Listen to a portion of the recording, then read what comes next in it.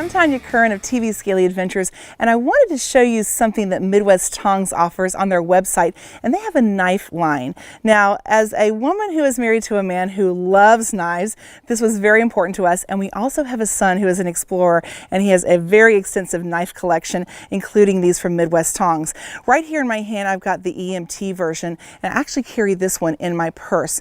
I like this one because it fits easily in the palm of my hand. It's also got this glass break on the end, and this part that you can use to cut a seatbelt or something in case of an emergency. So I keep this one in my purse all the time. So ladies, I highly encourage you to have a knife with you at all times in your purse, your backpack where you're out, to keep yourself safe. So this is really great because you can use it with one hand. It's got the spring assist, so you can easily and safely just use your finger to pop that open. It's got the serrated edge, and it's also got the straight edge here on the blade. So this one is the EMT version that you can check out at Midwest Tongs. And also I've got in my pocket here two other kinds.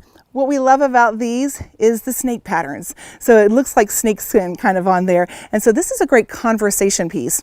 If you carry this with you also, these are a little bit smaller than the one I just had and just showed you. So as you can see, this one's just a little bit bigger, a little heftier, a little heavier.